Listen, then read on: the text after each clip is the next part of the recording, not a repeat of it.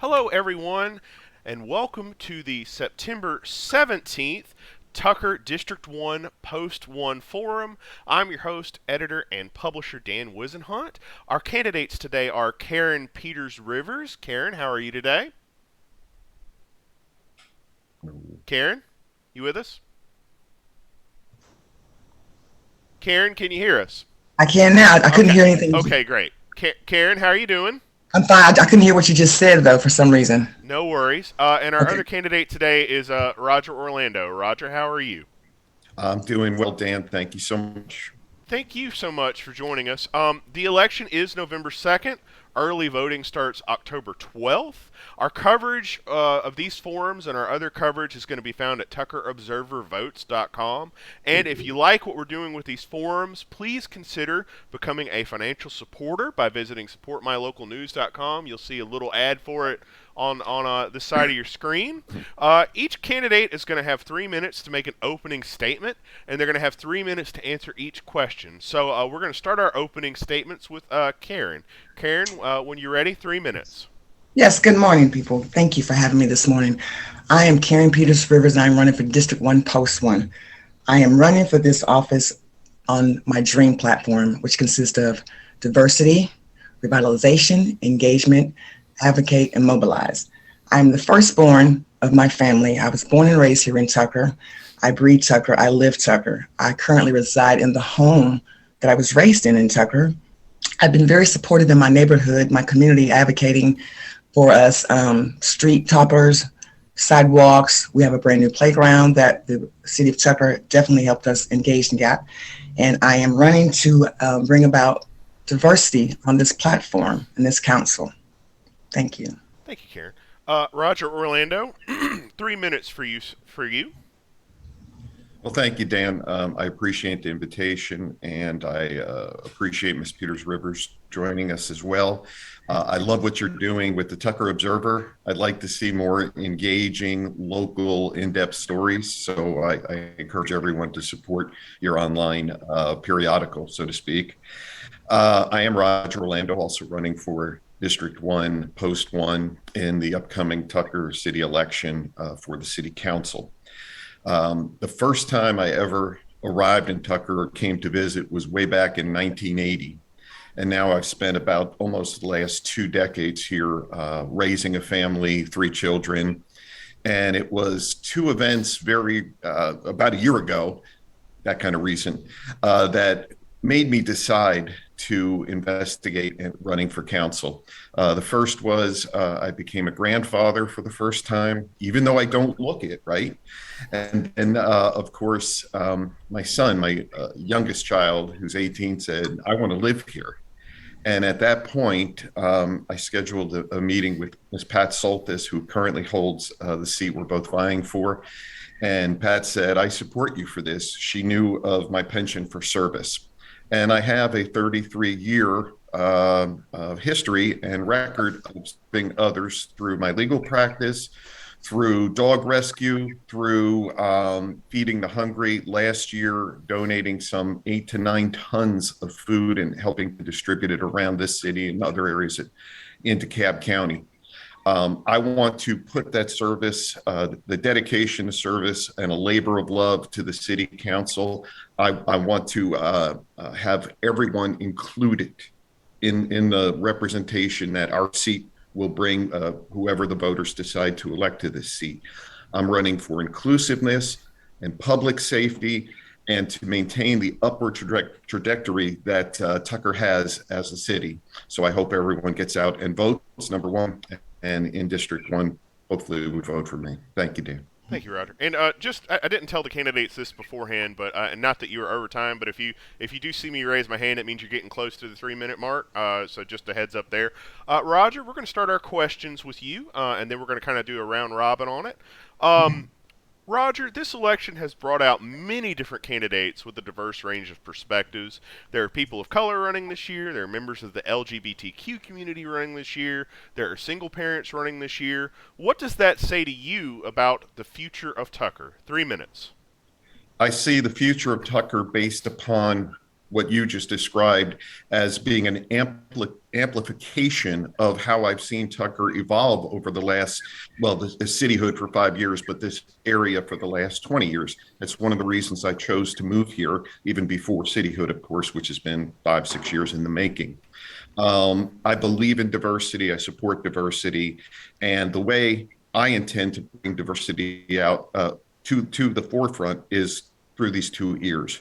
I will make myself available to everyone in every neighborhood. And remember, once elected, we're not talking just District 1, we're talking the entire city of Tucker. I support diversity. I don't want to see diversity as some sort of a divide. I want to see inclusion once again.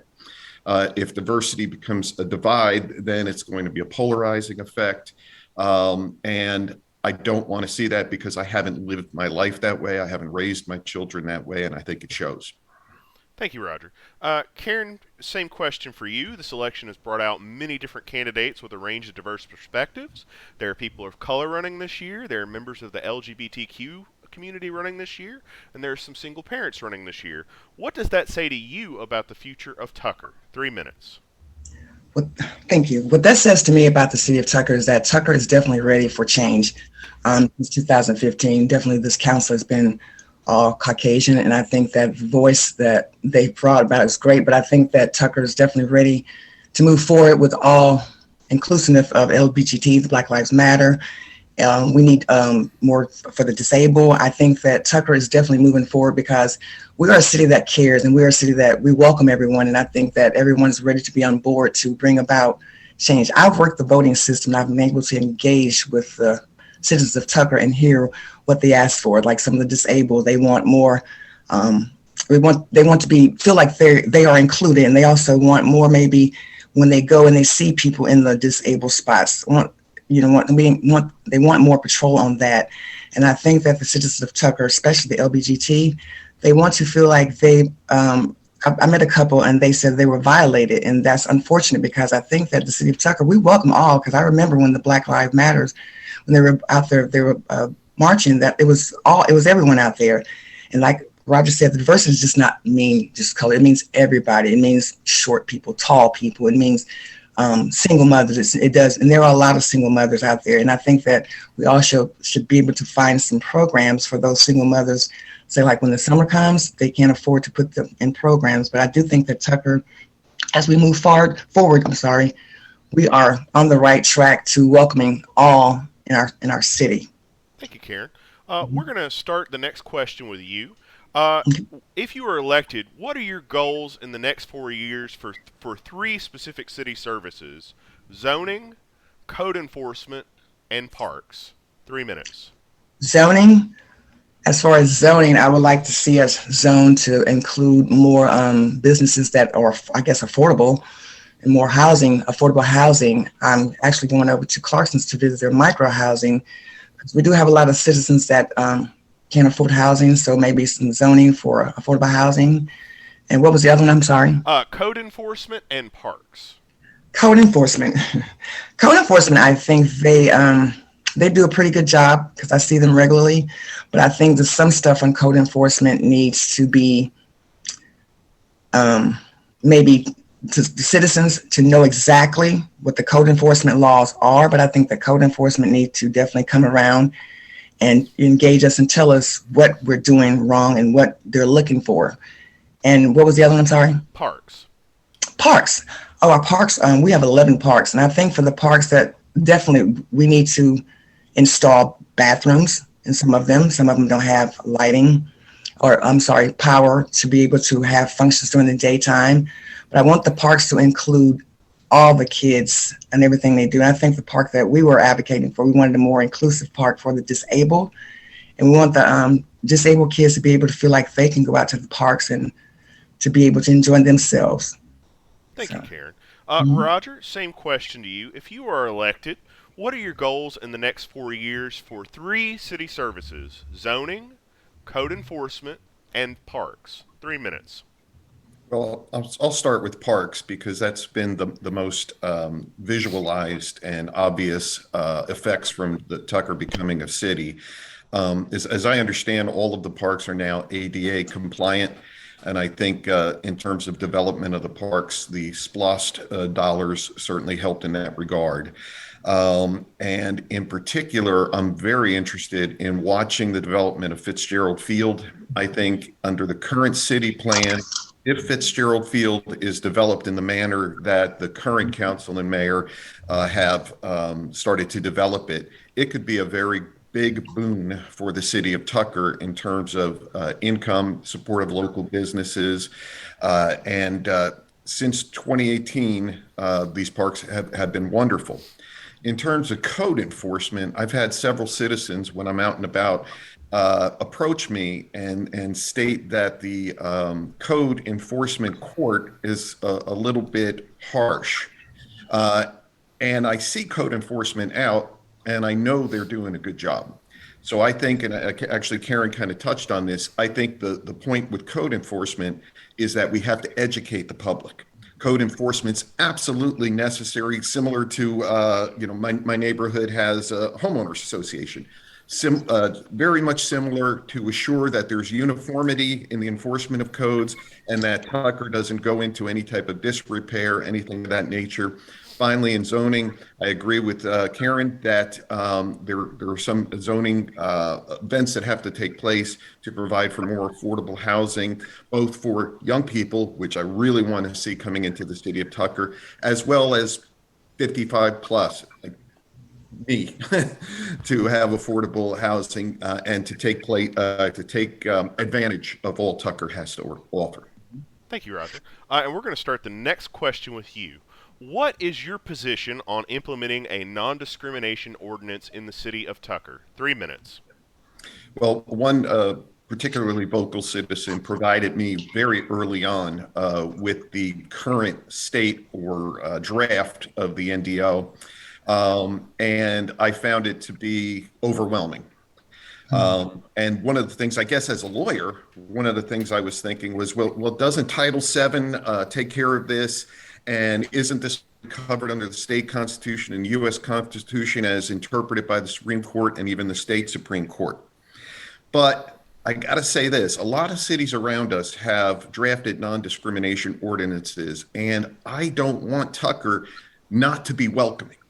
And I think that if a non-discriminating ordinance is drafted narrowly, that could be enforceable and tailored specifically to a basic statement. We don't hate.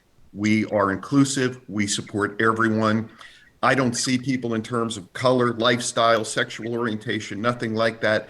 But I will support an NDO if it is properly drafted and if it's tailored narrowly. Thank you, Roger. Karen, same question to you. What is your position on implementing a non-discrimination ordinance in the city of Tucker? 3 minutes. Yes, I agree with Roger. Like I said, if it's got to be, like cities around us already have them, it's drawn up, it does have a narrow effect. But I do agree that we have to do something, because I want all people to feel protected, and I want them to feel like they're included. Like you said, it's not just for race or creed or color. It's for everything. It's, it might be the person who think that they're too short to get a job, or people just need to feel like they're included. So like you said, diversity, the non-discrimination ordinance would include, like you said, not just the gay and the lesbians and the black and white, but it would include anyone who felt like they were violated if they went to somewhere and they had the wrong, given the wrong improper service or talking to. Just, yes, I do support, like Roger said, a non-discrimination ordinance if it's drawn properly to include everyone, not just those fine lines where, somebody can say, well, it didn't include me, but to include all. Thank you, Karen. Yes. And we are making excellent time on our questions this morning, which is a rarity. It's the coffee. Brevity is the soul of wit. I do want to let our 14 people that are watching know that if you have a question for these candidates, they are here and they're willing to answer your questions. So go on ahead, create a Twitch account, give us a follow, and drop a question in our comments, and I will be glad to ask that question to them. So just letting you know, please take advantage of this opportunity. Karen, we're going to start this next question with you. Okay. Tucker has a history of a strong business community that predates becoming a city. How will you balance the interest of CIDs, residents, business owners, and property owners when it comes to making good policy for the city of Tucker? 3 minutes. Well, definitely get involved with the business community and have conversations with them, and hopefully ask them to maybe reach out to us to give better information about their business. And I do remember a couple of years back on the industrial street of Tucker, the business would come together and they have more like a street sale. That way we give the citizens a chance to get out there and get involved and get some of the, bargains, and to know what businesses we do have, because a lot of the businesses, we don't know that they're here. So I'd hope that they would maybe approach us with have some type of engagement to have, say maybe, we're here and this is what we're willing to do for you all, because we do thank them for the money that they do provide from the grants. But I want the businesses to definitely be more engaging with us, and maybe they can get some employees from that. Thank you, Karen. Thank you. Roger, same question to you. Tucker has a history of a strong business community that predates Tucker becoming a city. If you're elected, how will you balance the interest of CIDs, residents, business owners, and property owners when it comes to making good policy for the city of Tucker? 3 minutes. That's a complicated question, and that could sum up this entire race in that one question. The CIDs, I've met with the CID leaders, and they provide wonderful services. The only thing Tucker can tax for is basically parks and that type of thing, with the 0.9, I think it is, millage rate.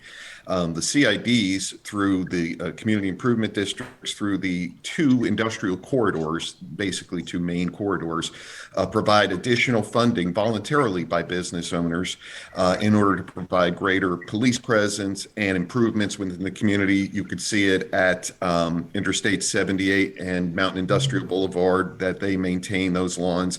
I saw recently a new sign leaving Tucker on one street. I think it was also Mountain Industrial, heading north or northwest.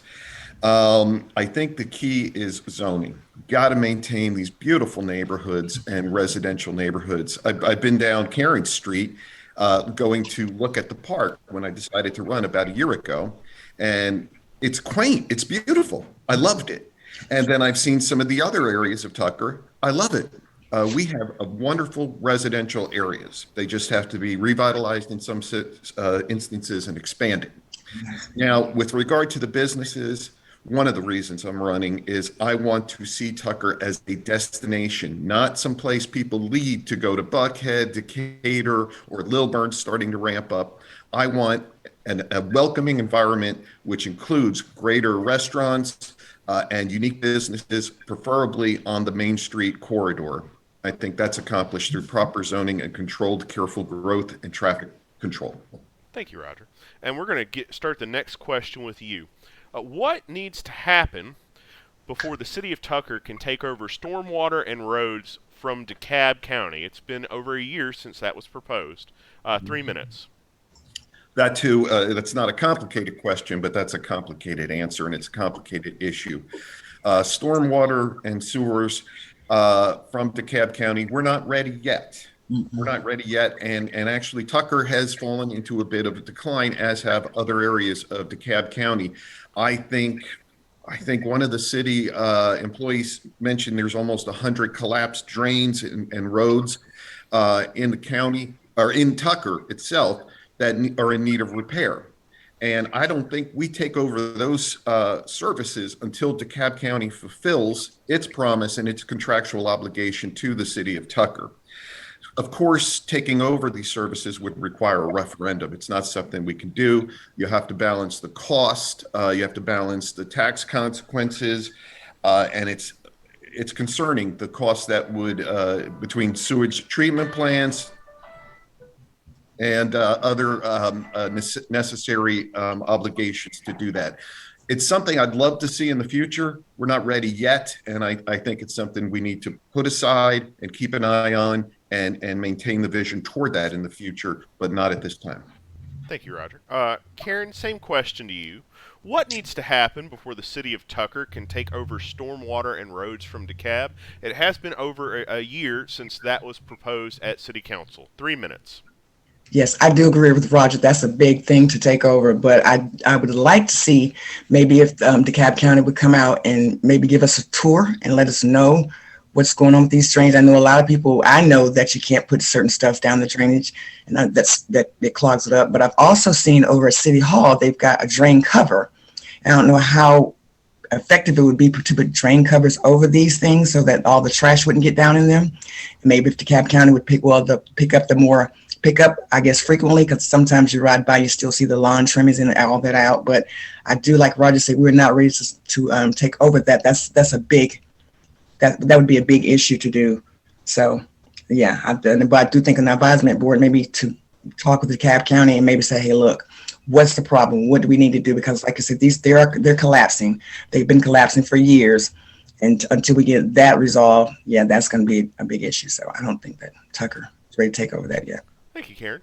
We're going to start the next question with you. Do you think Tucker should have its own police department? And if so, how will the city pay for it? 3 minutes. Okay. At this moment, I don't think that Tucker should do that. Not yet.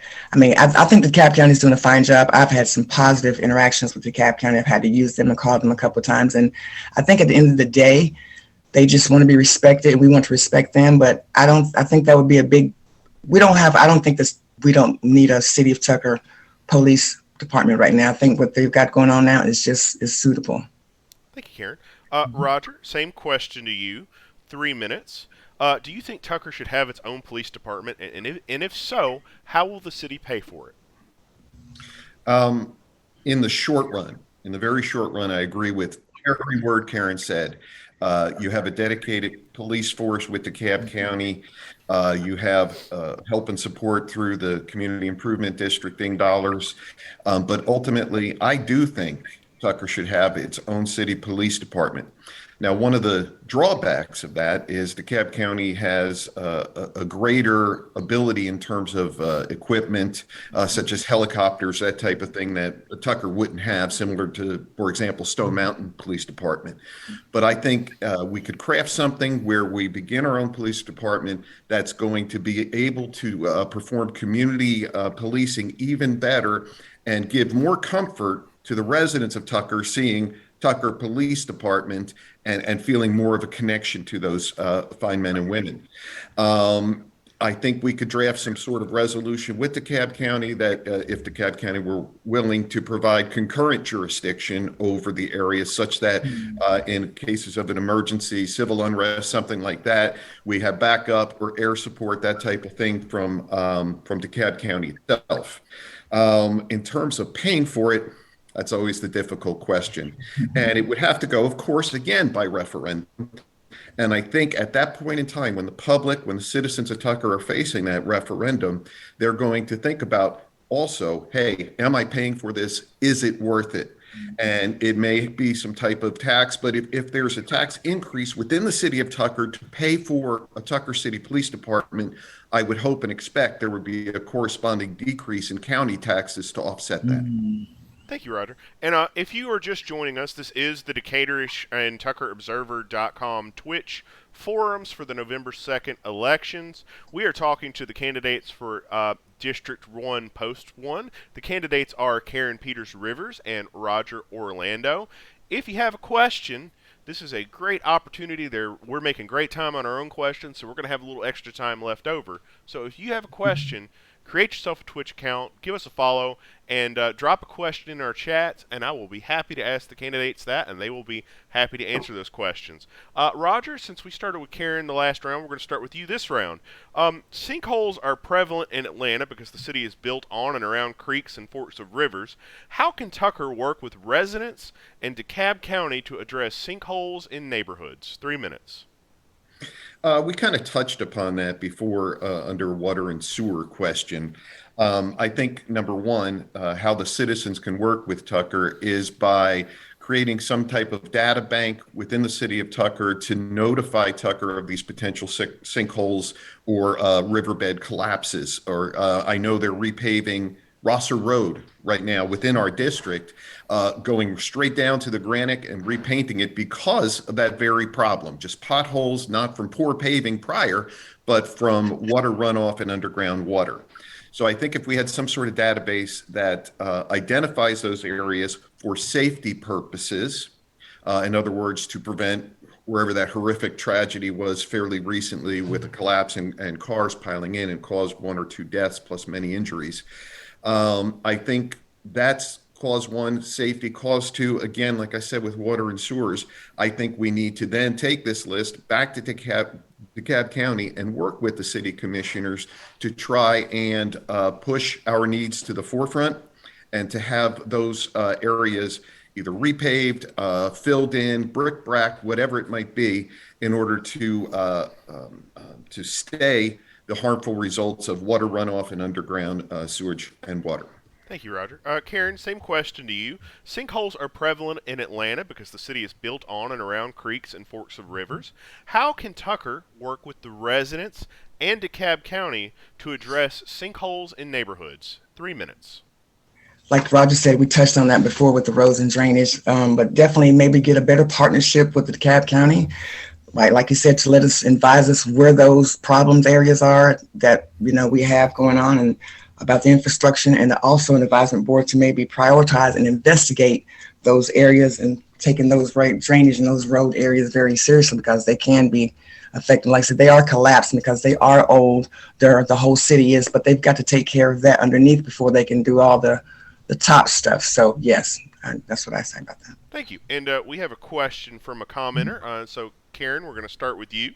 Both of our CIDs, the question is, both of our CIDs are proponents of expanding MARTA, but have voiced frustration with the City Council about achieving this. Do you support MARTA expansion? 3 minutes. I'm not sure, but I can't respond because I'm not a MARTA user, but I know people who do use MARTA and they get all confusing. So maybe if they didn't expand it, but it kind of just took it and revamped it the way, because I think we have like 2 or 3 different MARTA routes coming through here. So I'm not sure which way they go, because like I said, I'm not a bus rider, but I think if more people are in need of that, maybe that would be something we need to look at. But I do think that if they do that, they need to make sure that there's lighting, proper seating at those places, and so that people can feel safe at those MARTA stops.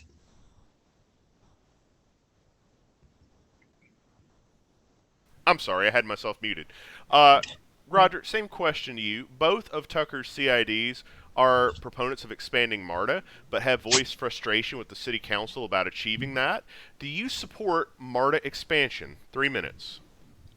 I'm going to have to agree with Karen once again, and in all candor, that's something I would have to study. I'm not prepared. I don't have the knowledge right here and now to really answer that question. What I could say is this: to the extent MARTA provides convenient transportation or alternative transportation to folks of lower socioeconomic means, then if that means them getting to their jobs, getting to school, anything like that, I support what it takes.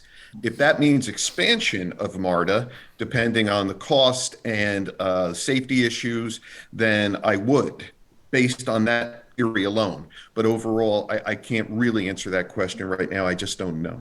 Thank you. Roger, we're going to start the next question with you. Tucker has seen growth in recent years, including new residential developments. What are your plans to manage the growth that Tucker is seeing right now? 3 minutes. My plan to manage is to slow things down.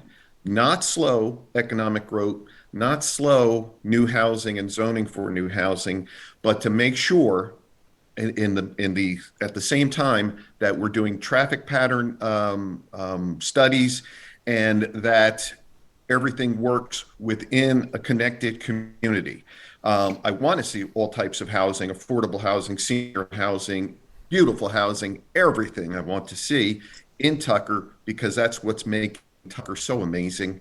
And I think between the zoning and traffic control, I would support increased housing as long as it doesn't become too much of a city here.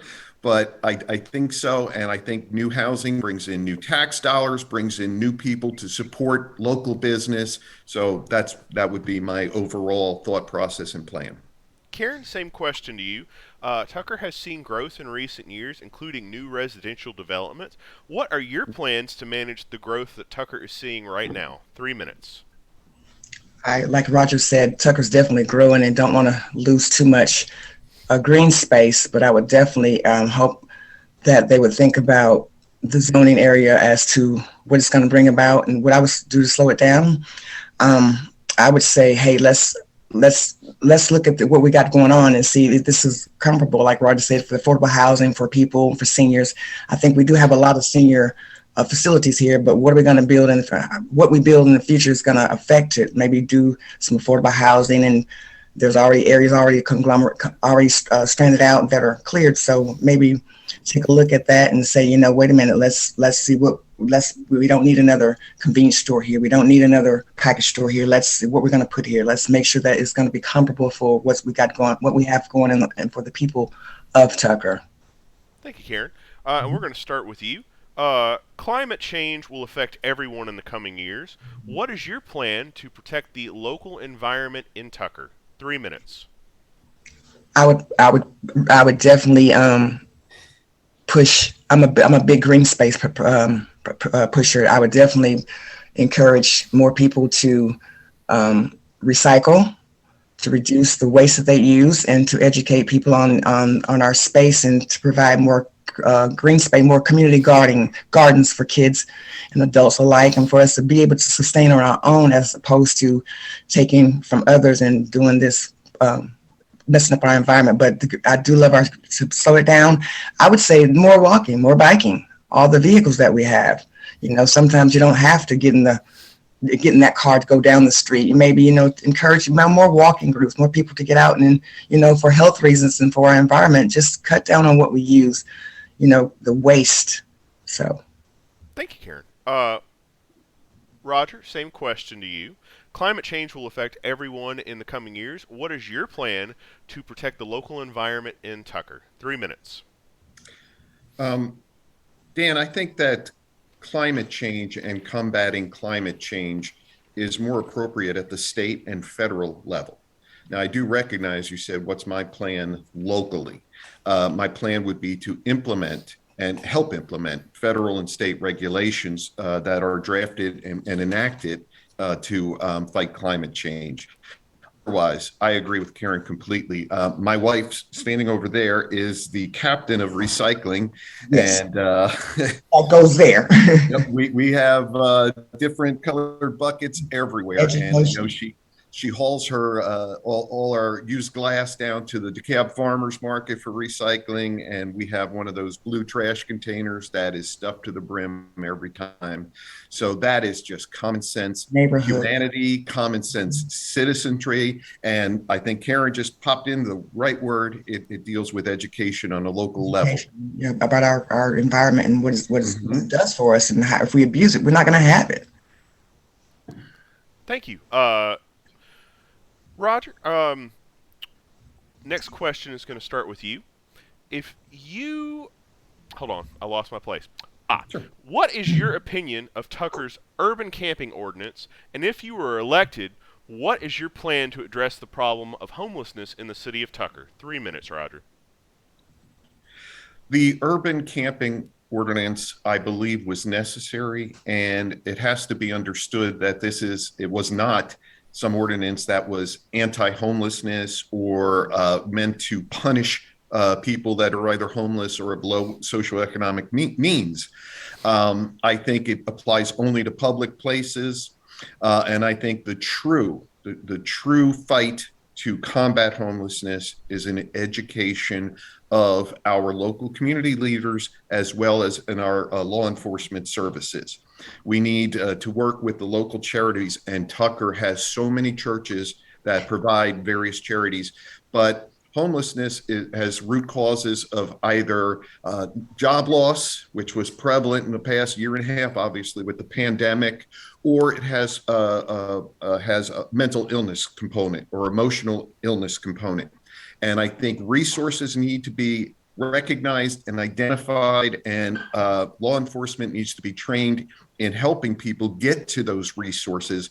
And I think that's going to combat the homeless problem as best we can. Otherwise, I also advocate the charities. I know Christine Bloodworth, who's a candidate in District 1, the other seat, put together a backpack program that my law firm was very proud to contribute to make sure children are not singled out by other children or made to feel less than human. And I think it's humanity, it's all our problem, and it's up to all of us to solve it. Thank you, Roger.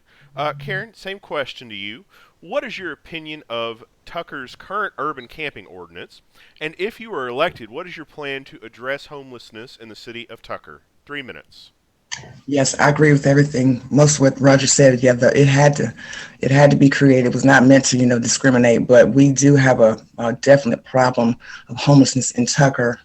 They used to house them over at the hotel off of North Lake, but they closed. Well, they made that into a senior facility, so they migrate. They sleep on park benches. They're everywhere, and most of them, like you said, it was either job loss or mental, and they're not out there because, well, I can't say because they want to, but I think that we need to make sure that if they want help, some way to find the proper resources. And some of them, if they have, I've seen families out there, and it's just heart-wrenching to see people out there with their kids out there on the streets and begging or wanting to have food for their kids. And I think moving forward, I know that I organize on my birthday, I do an annual giveaway. What I do is I'll put hot dogs and hamburgers on the grill, and I have stuff set up for them to come by. Anybody that wants to come by and shop and get clothing and everything. I just think that they've got to be educated. Like you said, we've got to educate our officers, and we've got to educate ourselves to know that someone is reaching out for help, because not everyone out there is out there because they want to be. Somebody's out there because they just caught up in circumstances.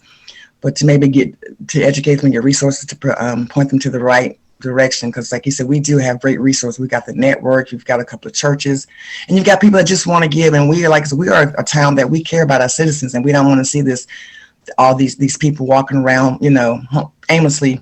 And some of them, they every now and again get a little aggressive, and you have to kind of put them in their place. But I think, like I said, education with the officers, they knew if you continue to see the same person in their action that you already know they have a mental issue, maybe try to direct them in a way that they can get some help. So yes. Thank you. Karen, we'll start the next question with you. If you were elected, how do you plan to work with DeKalb County Schools to improve the quality of education in Tucker? 3 minutes. Education. Education is key. How would I improve you said the schools? Yeah, how would you work with the school district to improve education in the city of Tucker? Hands-on. Go out there and talk to them. Go to the schools and say, look, listen, like we used to have people come and talk to us about commission stuff and county stuff and what's going on, because you never know, you might have that one little person that's looking at you say, hey, that's what I want to do. Go out there and educate the school system, and maybe have programs set up to where they can come out into the communities and be engaged with us and learn. Because I know that they do have some programs. I think with the optimists, they have a junior optimist that they engage with. They're able to do stuff, but partner up with the kids and with the schools to different programs that we can attach with them, and they can attach with us to learn about our community, about our citizens, about citizenship. I think we used to have a class in school, citizenship class. I don't even know if they teach that anymore, to let the kids know about citizenship, about what goes on to create this fine city and to create their new school. Thank you, Karen. Roger, same question to you. If you were elected, how do you plan to work with DeKalb County Schools to improve the quality of education in Tucker? 3 minutes. Dan, I don't have an education background, but what I do have is an ability as a 30-plus year trial lawyer to identify problems, identify issues, and either solve them or come up with out-of-the-box solutions for them that are practical and that work. I think beyond simply meeting with DeKalb education officials, I think we need to form a partnership, and it's a partnership with parents.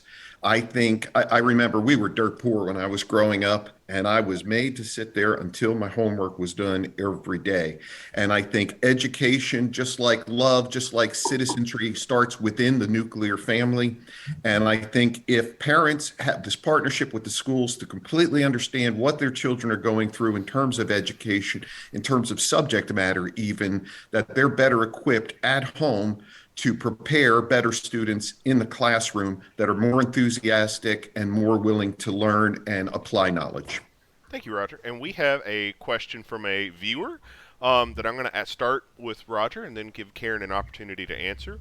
The viewer asks, Tucker's comprehensive plan is an opportunity to demonstrate measures and progress towards success in Tucker.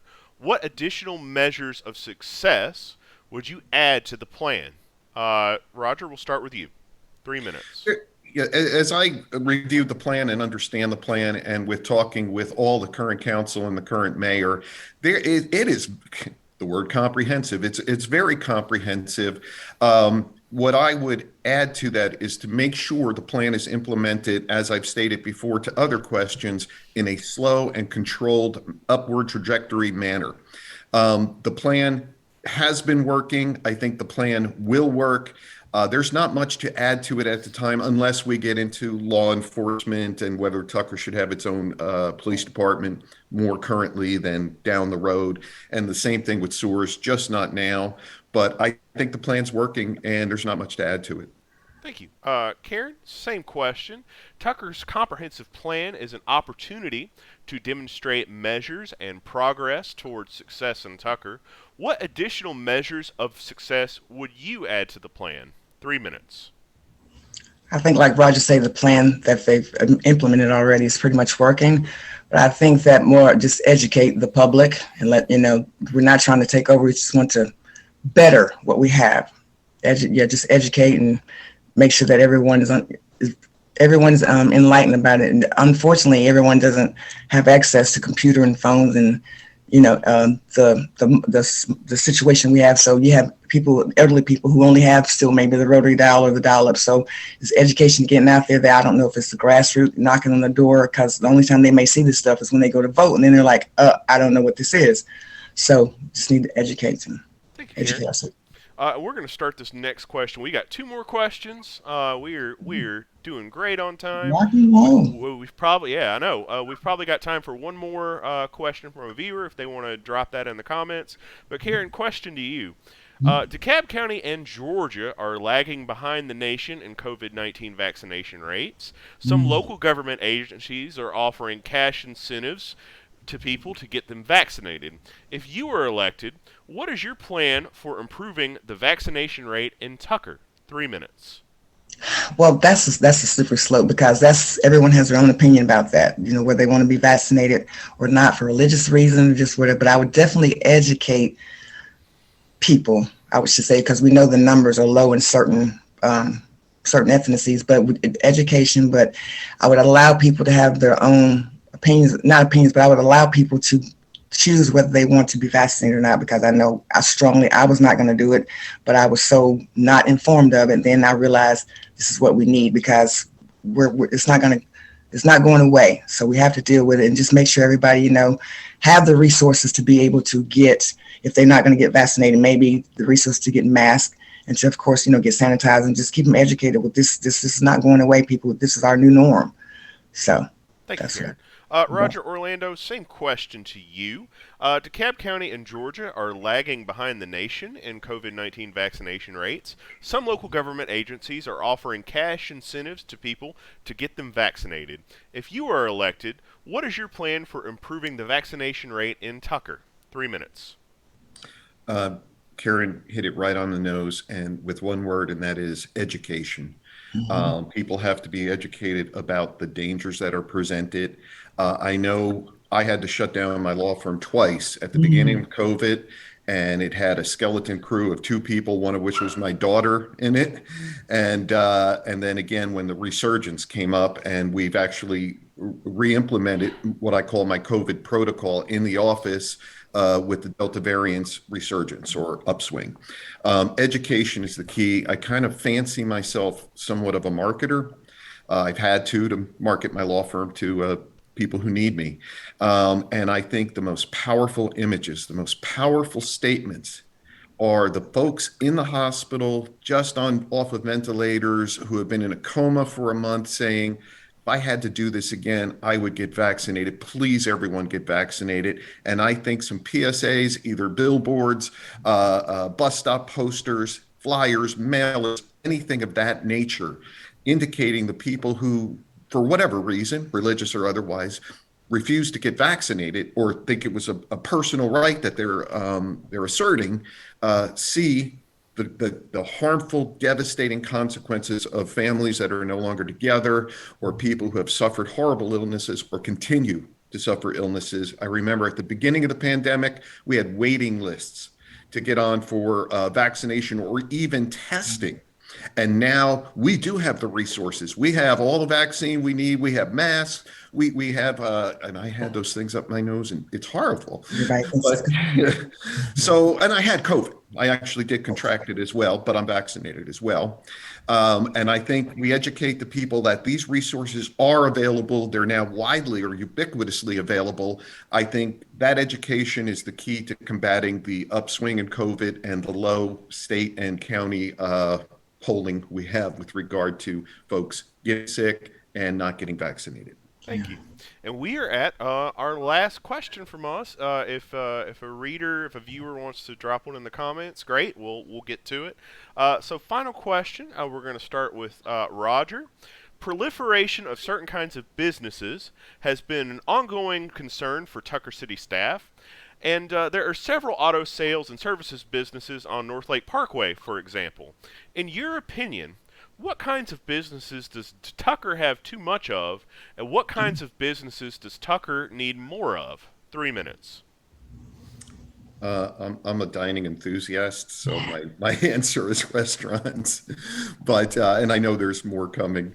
But Tucker has wisely utilized its zoning power to prevent businesses of iniquity from opening up in the city of Tucker within the city boundaries themselves.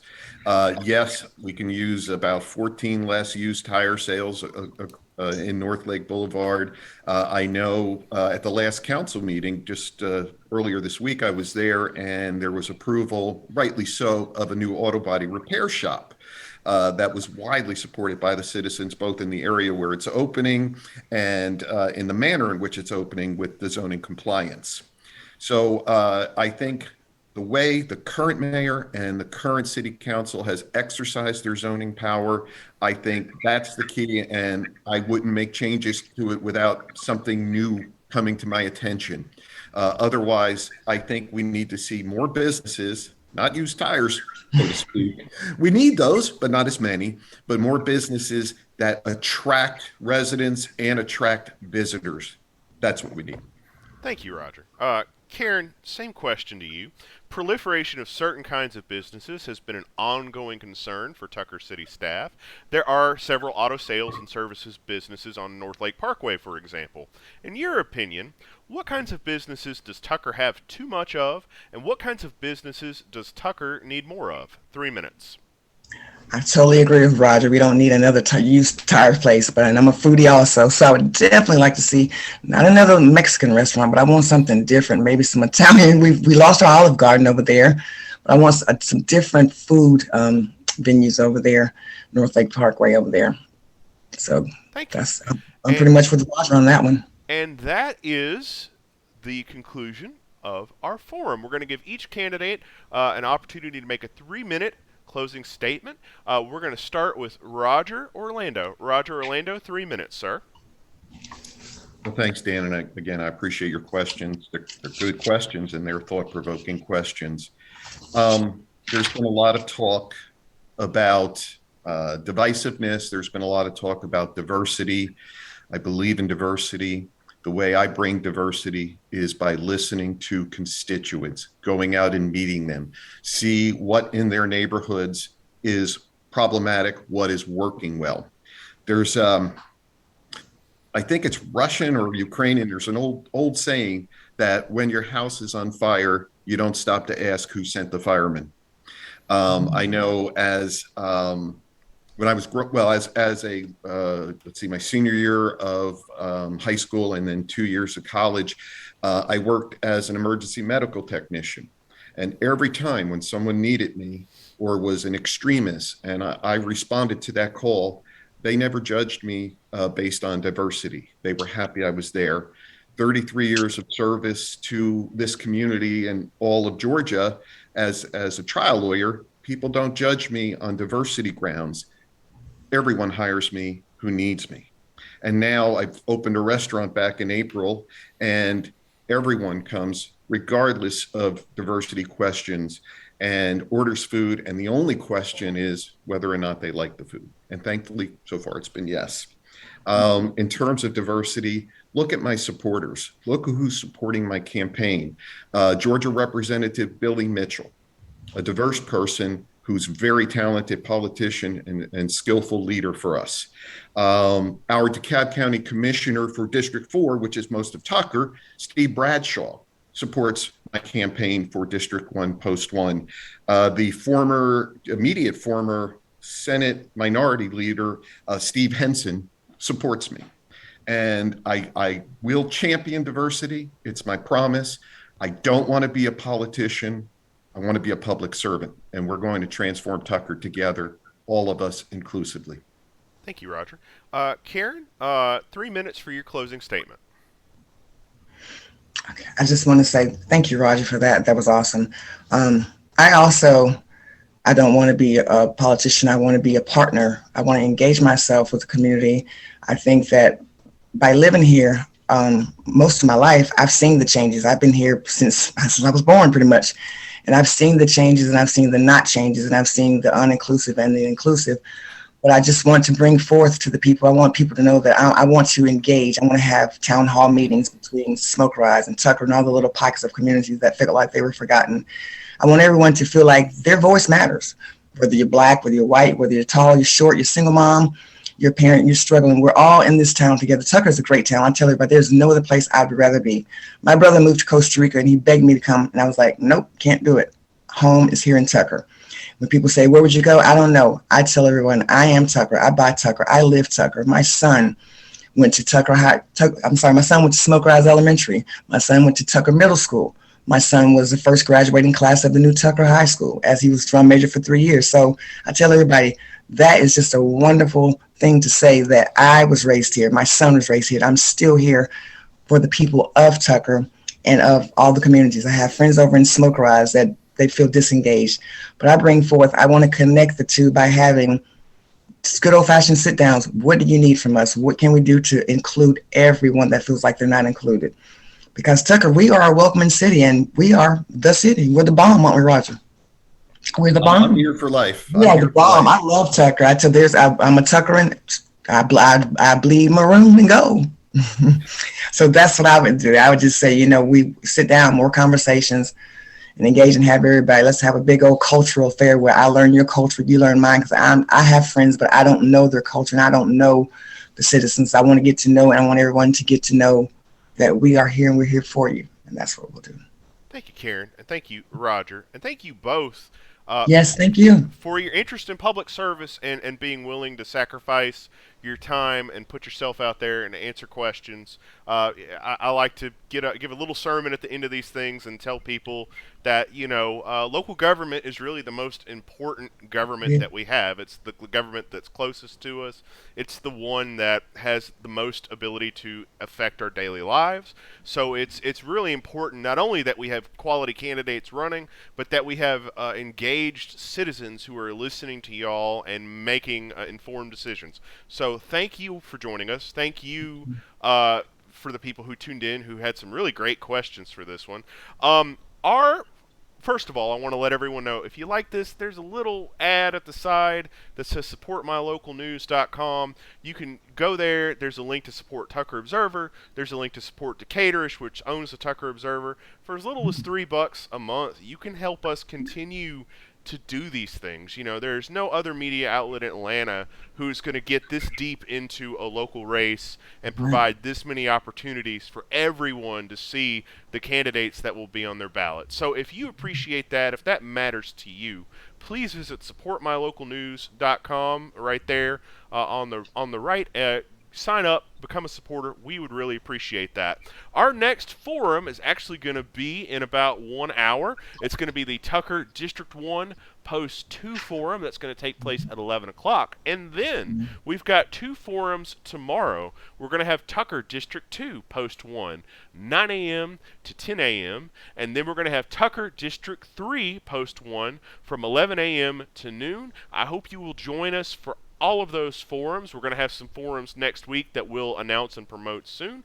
Thank you both for joining us. Thank you, Thank you. everyone, for watching. We will talk to you again in about an hour. Bye-bye, everybody.